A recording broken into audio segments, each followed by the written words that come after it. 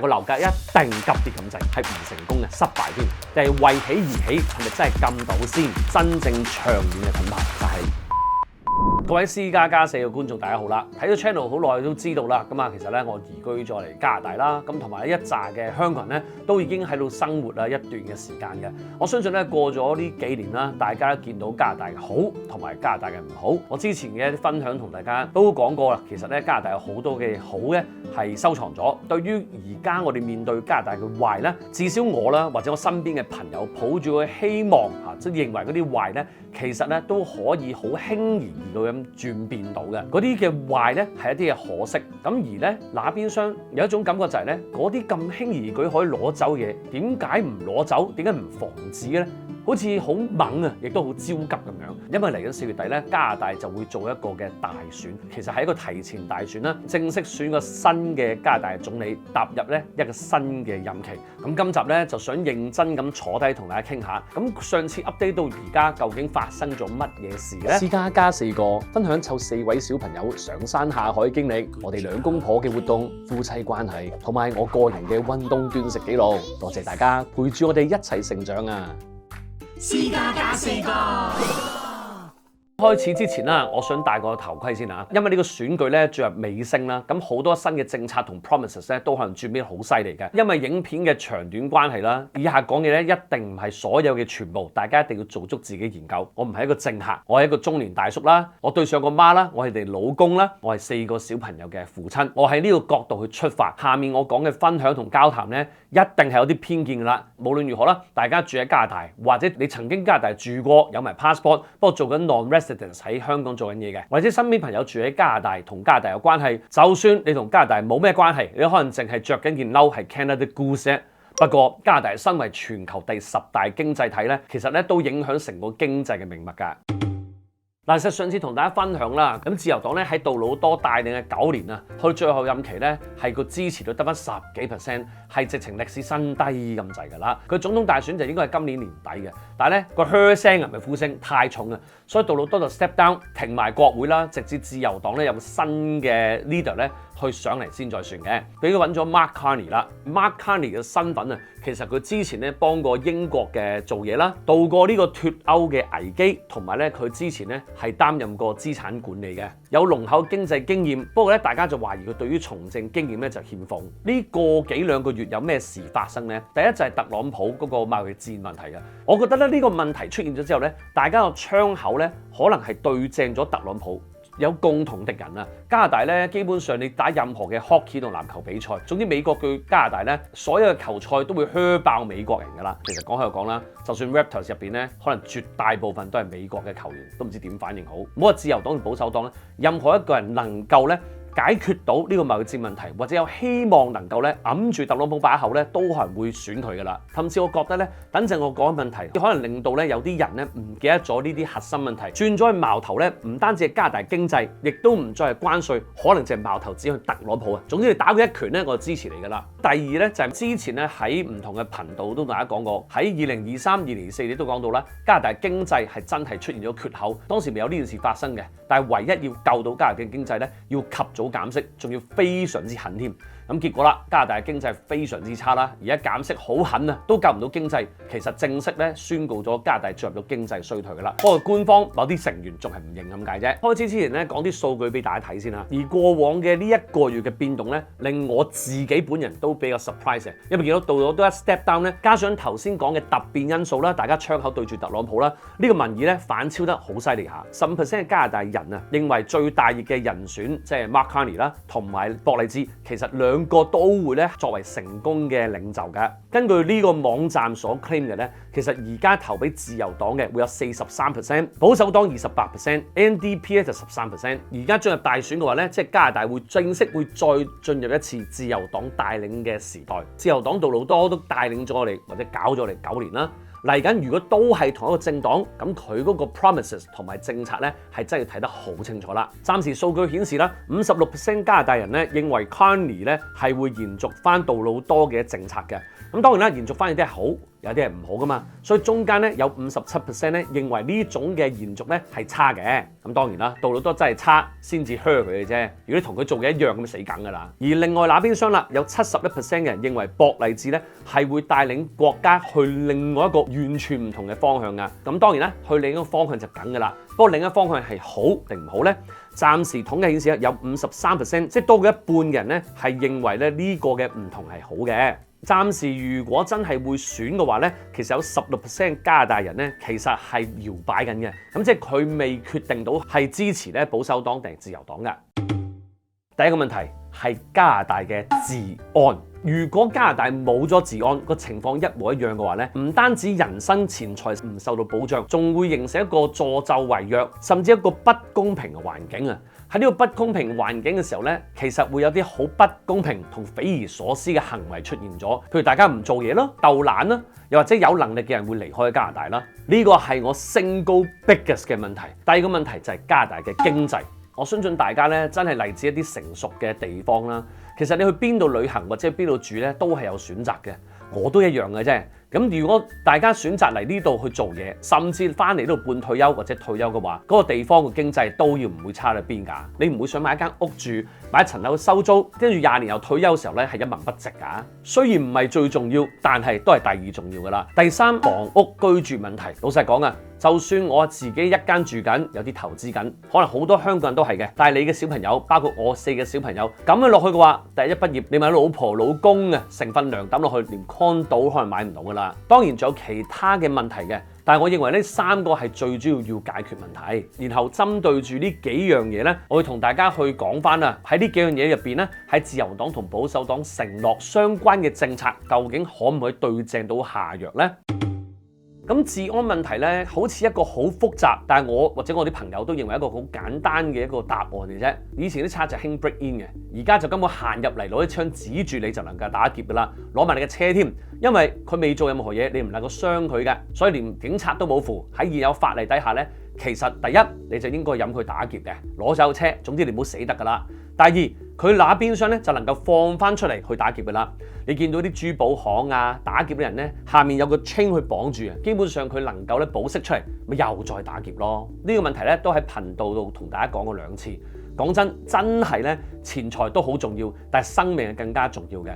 但係最重要就係背後個不公，你敢唔敢喺呢啲地方度住呢？加拿大有幾好嘢，都好似冚咗一紮塵啊，遮晒所有嘅光芒，好暗啞。咁我睇下咧2位嘅候選人咧，對於呢個問題有啲乜嘢嘅回應啦。自由黨嘅就係咧，都係冇乜回應嘅。我係揾咗好多嘅 articles 同埋佢嘅訪問啦，我只係咧歸納於有一個嘅回應啫。呢個亦都係我最失望同好擔心。Mark Carney 咧，佢淨係 promise 咗一樣嘢，就係佢會使錢加強各港口嘅監管，同埋咧會禁止佢 stop 啊，唔係放慢啦，禁止毒品嘅出入，可能係講墨西哥去加拿大，加拿大去美國呢啲嘅情況啦，非法嘅槍械同埋咧偷車。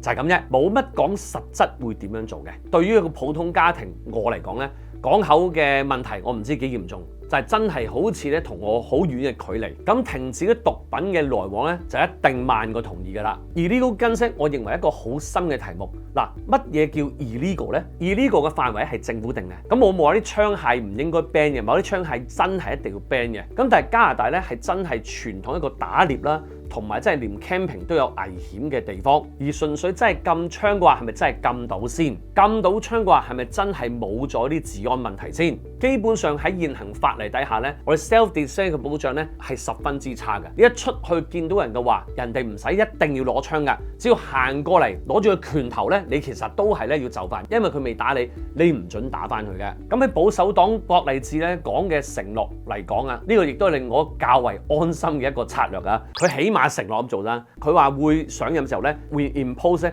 一個係 mandatory 嘅終身監禁啊！一旦佢證實到佢係非法走私大量嘅 fentanyl 啦，或者第二類佢就係被定罪過5次以上嘅 human trafficking， 同埋佢出口10支或者以上嘅非法嘅槍械。第4就係毒品，佢形容呢啲係 monsters， 應該要被終身囚禁。關於偷竊啊、偷車呢啲嘢咧，博勵志咧就話佢有個 tighten sentences 同埋更加緊嘅一啲嘅保釋條件嘅。我哋唔知道實質可唔可行啦，或者係有幾 tight 啦。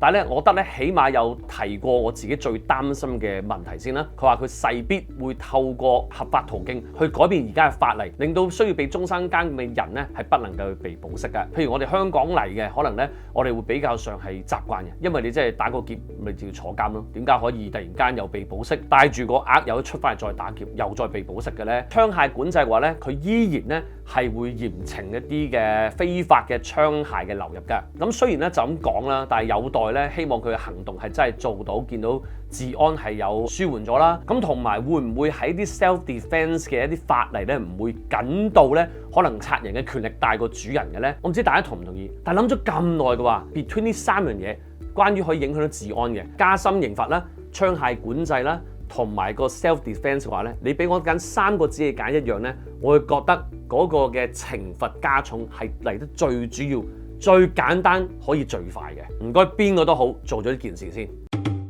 第二就係加拿大嘅經濟問題。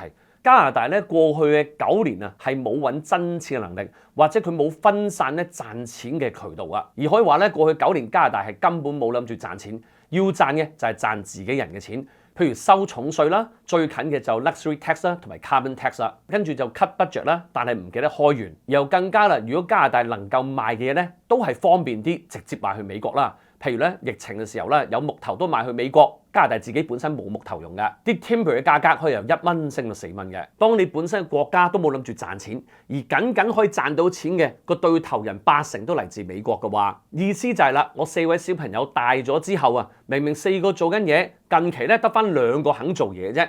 嗰2個肯做嘅全部咧係同一個老細打工，個老細一執笠一發爛渣，全個家庭冇晒收入啦。所以以翻我之前啦做咗20年資產管理嘅啲分享，同埋點樣規劃 handle 我自己人生嘅財富管理咧，一個家庭又好，一個國家都好，要賺錢係搲真銀，就唔係問你屋企嘅4位小朋友勁攞家用。如果佢連份工都冇咧，佢俾家用嘅資格都冇，你個家庭點樣 cut expense 咧？最尾都係得翻破產結局。等於你本身啊揸鉸剪幫人剪頭髮係好叻嘅，你老婆咧就因為你有次剪傷咗，唔俾你再揸鉸剪，咁你就焗住咧要做第啲嘅副業。其實咧你最賺錢嘅能力咧就冇用到，咁你點樣去再開會啊、研發啊、重新再學過啊，都唔能夠解決你即時嗰個 household 有冇 income 嘅問題嘅喎。最快能夠解決到咧就係重操翻本行，你自己最強嘅好處，賣最強嘢咧，就能夠解決到長中短線嘅問題嘅。應該呢個至少係我想法。咁我哋睇下兩位候選人咧，邊個真係能夠做到開源，唔係淨係節流咧？咁自由黨啊 ，Mark Carney 佢就承諾啊，會用5個 billion 咧，會做一個叫 Trade Diversification Corridor Fund 一個基金，起一啲嘅基建啦，去分散加拿大嘅貿易同埋 create jobs 嘅。嗰度咧想同大家講下呢個 GDP 嘅 hack 先。有冇聽過一個效應叫奧運效應咧？搞親奧運嘅話咧，其實嗰個國家嘅 GDP 都急起直追嘅。但係之後咧，佢多數嘅股市都會面對一個好大嘅調整，因為呢個係假象嚟㗎。大數目係能夠直接刺激經濟，因為係 investment 嚟㗎嘛。但係刺激到經濟係咪真係能夠搲真銀咧？情況有好似翻屋企咁啦，突然間啊，我大裝修用10萬加幣咧搞我後花園，我收入冇多咗㗎，我銀行嘅帳戶都冇多咗個0㗎，係一個假象嚟㗎嘛。問題就係我做嗰啲裝修改建有冇令到我嗰個 income 多咗咧？或者本身嗰個房屋係升值咗嘅咧？咁始終你真係做啲 infrastructure 係咪用嚟賣嘢咧？定係為起而起？點樣 diversify trade 咧？將加拿大嘅乜嘢去賣出俾唔同嘅人咧？如果我哋有晒配套冇用㗎，即係你冇客仔，但係你起定啲廠機，結果就係執笠嘅啫。你再 create jobs 嘅話咧，其實都係燒緊政府銀紙嘅。因為 create jobs 咧，其實最尾唔係用嚟賺錢或者賺唔翻錢，最尾嗰啲 jobs 咧都係冇咗，基建一完咗就冇然後噶啦，唔係淨係搞奧運嘅，好多政府想谷翻個 GDP 靚仔啲，執靚條數都會用嘅絕招，其實咧就係不斷起嘢，不斷起嘢。咁咧佢承諾啊，將 middle class 嘅 tax 咧會 cut 1個 point 嘅，1個 point 啫，唔多嚇，都唔多，其實真係唔多啊。每個 dual income 嘅 family 咧可能會慳咗825蚊加幣。咁佢涉及嘅人咧，可能2200萬加拿大人，咁佢 hit 嘅層面多嘛，咁所以個票數梗係會多啲啦。呢個都正常嘅，我都明嘅。但係那邊廂咧，就係我自己唔係好認同今時今日嘅自由黨嘅做法，唔係以前啊，係呢一代自由黨做法，佢啲錢邊度嚟？就係再加稅㗎。佢一上任咧，會立即會將呢個嘅資產增值稅會加大㗎啦。呢個資產增值稅咧，唔係淨係影響有錢人嘅，一系列嘅中產嘅家庭咧，尤其是嗰啲80後嘅，一畢業都仲有能力買一間住。儲下有一間康島可以租嘅話咧，受惠咗嗰1個百分點嘅減息，但係咧就要俾多咗好多資產增值稅啦。咁保守黨嘅博勵治對於加拿大嘅經濟有啲咩睇法呢？咁有一個幾得意喺3月30號咧，佢提及到佢認為咧係個火箭嘅原料啊，將會宣布一個延後嘅資產增值稅，可能咧喺7月開始會俾佢 defer 18個月，即係1年半嘅時間。單呢個政策咧未解決到頭先我講開源個問題啦。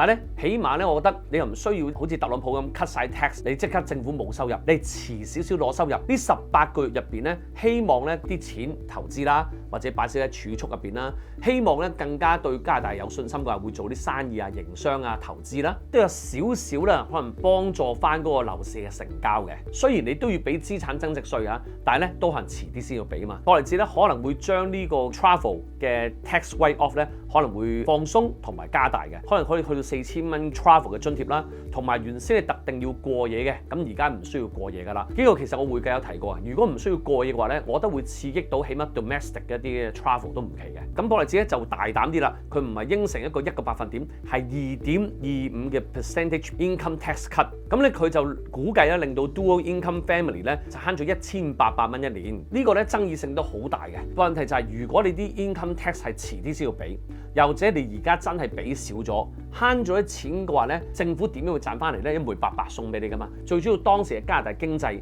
人民嘅收入要活喺一個有上升嘅18個月入邊。咁如果你擺一個會擺乜都輸錢嘅情況底下，又或者擺一個通縮嘅情況底下，咁邊本寫啲錢咧唔好話攞去做定期啊，收稅都仲好，因為擺我身上會輸錢啊嘛。咁所以佢成個經濟政策咧喺博勵治入邊咧係講得多少少嘅。你係咪要成個一齊要推出嚟？如果淨係推 deferred tax 咧係唔成功嘅，失敗添。咁以下咧就呢半年一年咧都不斷提嘅政策咧，就係加拿大係擁有好多資源國家。佢話咧加拿大應該係 richest country， 唔係 one of the richest 啊，係 richest country in the world 嘅。佢制定一系列嘅政策，包括咧一個叫做 shovel ready zones， 就係咧有一啲嘅預先批核咗嘅 permits 咧係用嚟做一啲大型嘅資源啦，同埋能源嘅項目嘅。例如啲咩咧？可能 mining 啦，一啲嘅液化天然氣嘅廠啦，因為液化天然氣加拿大係一流嘅，即係好多嘅嚇。一啲嘅 pipelines 管道嘅 project 啦。咁啲 pipelines 可能係依然係賣去美國啦，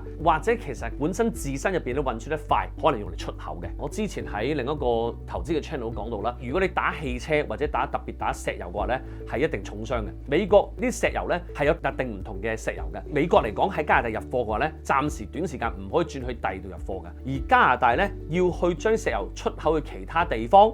其實咧嗰啲地方嘅 factories refine， 即係一啲嗰啲地方嘅一啲設備同工廠咧，亦都會迎合翻 refine 翻嗰隻油嘅。咁所以咧佢本身可以做到就係國內嘅一啲 infrastructure upgrade 啦，或者開發同其他盟友，令到佢可以買到或者加大咧買呢啲貨先得㗎。咁加拿大有啲乜嘢可以賣咧？一係就有啲嘅新嘅產品、新嘅科技，人哋爭住咁買嘅。唔通加拿大做車咩？做藥？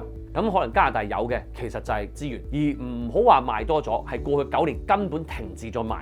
要賣嘅都淨係賣咗俾美國。咁呢樣咧，我覺得可以暫時係除咗加拿大經濟救到，仲可以咧有壓力同特朗普拗到貿易戰嘅真正長遠嘅盾牌。咁呢度咧，你就會問個問題啦。咁環保問題會點啊？首先有幾派人嘅，咁睇下你支持邊派啦。咁我自己都會係支持環保嘅，但係環保係咪即刻呢一年要發生晒一刀切咧？咁唔好記得自由黨一定完全支持環保，直情一刀切啦。Mark Carney 啱啱咧就話佢 cut 咗個 carbon tax， 但係其實係 Mark Carney 佢自己propose 有啲 carbon tax 嘅 carbon tax 咧係除咗對農夫有問題啦，咁但係對我哋普通市民有問題嘅，因為咧未有一個配套或者支援要換 EV 車，先唔講電動車係咪真係環保先啦。咁但係喂大佬啊，一個 Tesla 一架 Kia 電動車都4、5、6萬，我揸住個二手 Toyota 1、2萬，我翻下工㗎咋，我麥當勞打工，沃爾瑪打工嘅啫，你即刻加個 tax 佢都轉唔到車㗎，你配套都未嚟，嗰啲重型機械嗰啲 Caterpillar 咁樣，我又唔可以同美國入貨，就算可以入貨，你又收我稅，我又冇電動嘅車替代品，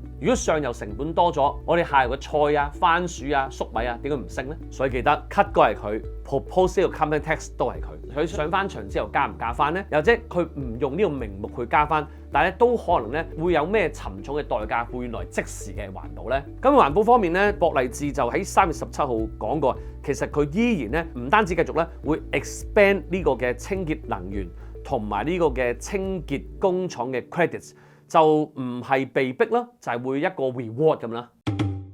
第三，房屋居住問題。老實講，而家嘅後生仔或者個細路咧，一畢業嘅時候，如果真係個情況冇變啊，基本上佢連埋佢老婆兩份夾埋都未必買到 condo 咁滯啊。咁邊個候選人能夠解決呢個問題呢？睇下咧自由黨 Mark Carney 點講先。咁佢就話會應承有50萬個新屋啊，每年會建造啊，同埋會做一個咧叫做 Federal 即係聯邦嘅房地產 entity， 聲稱咧令到嗰個建造啊同埋供應會加大翻。我諗呢樣嘢我哋都聽咗好多次啊，即係加強供應咯，加大供應咯，加快供應啦，令到咧後生仔或者仲未負擔到買屋住嘅人會負擔到啦，加埋咧佢對於首次買家嘅豁免同慳稅咧會再加勁咗啦。咁呢啲咧都係我哋成日都會聽到嘅，係一定會多咗人買到樓噶啦。但係我覺得少少嘅副作用就係咧個樓價一定急跌咁滯，50萬一年啊，稅收減少啦，咁一啲嘅人當你間屋係蝕緊錢負資產嘅話，唔好話實質上你錢包縮水啦，資產本身縮水，其實咧你諗起心情都唔好，你其實消費就會下降。內需嚟講對加拿大嘅貢獻亦都好大啊嘛，人唔消費唔 travel 嘅話咧，好大令到加拿大即時嘅經濟有影響嘅一個好大嘅環節。保守黨嘅博勵智咧就會講到啊，咁佢就會將呢個新屋購買即係1.3 million 以上嘅，即係大屋啊，即係唔係細屋啊，即係大屋，佢就會豁免呢個 GST 嘅，咁即係豁免呢個交稅啦嚇。咁而最新咧，佢又再宣布咗啊，佢連埋1 million 以下嘅新屋啊，嗱記住唔係舊屋啊，新屋嘅銷售咧，嗰個嘅 GST 都 cut 埋佢啦。咁如果佢個 key 係針對新屋嘅話咧，即係佢唔想影響嗰個二手嘅交投。加拿大好特別地方，佢會睇二手嘅市場得好緊貼嘅。咁前排嗰個 bid war 上咧，令到嗰啲發展商係即刻咧會推個樓盤，而呢邊推樓盤咧真係咧唔係話容易嘅，不過都唔係你諗得咁難。基本上咧，你有晒幾個步驟就可以出售樓留花書㗎啦。咁咧發展商就收咗啲錢，就會 commit 咧會起間屋俾你㗎啦。咁而家就唔係呢個問題，而家就好多新樓啦，譬如咧舊年啦，多倫多嘅 downtown condo 咧嗰個嘅交樓啊個 supply 咧係真係歷史新高嘅。今年就嚟到 uptown， 其實咧如果呢個策略成功咧，希望可以去少少庫存啦。發展商多翻少少錢，資金回籠嘅話咧，第一佢基本上咧就冇咁容易擲住數，可能銀根會鬆多少少，破產嘅機會低咗啦。第二啦，佢如果更加有能力嘅發展商咧，佢就會自動自覺啊，見到啲回籠咗，佢咪真係都會投資㗎。因為你擲住咗啲貨喺度，我唔賣冇錢賺。如果回籠到一快嘅時候咧，佢不斷可以賺錢，發展商自己有動力咧去做呢個 supply。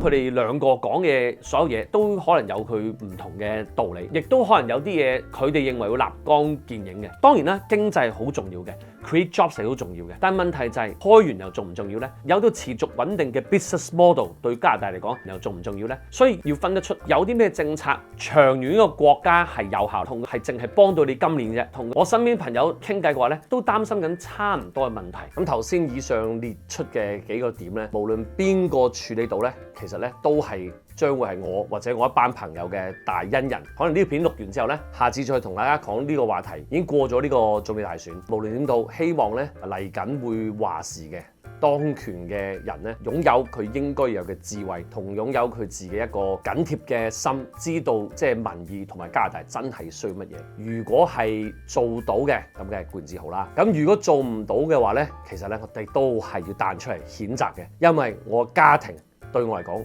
同埋你有你自己要嘅一個 schedule 係最重要嘅。我自己做呢個頻道係要記錄我自己嘅生活啦。我唔係一個講呢個 topic 嘅人，我都唔想講。就算唔想，亦都避唔到啲咁重要時刻。無論你投邊個都好，係諗清楚邊個係最長遠、最重要嘅 single biggest thing。唔好俾佢其他好多臨審嘅好 urgent、好緊急，但唔係最重要嘅嘢去影響啲咁嚴重、咁長遠嘅決定。4月尾就總統大選㗎啦，我諗起個步驟咧都好煩，我又唔知點做，又未試過做。我心諗冇拍一條咁嘅片，我自己一個人幾煩都好，我都係咧要投票㗎啦。我諗都冇諗過叫人哋投票，諗起咧我都有少少覺得好大壓力，要少想反胃啊！我可唔可以走咧？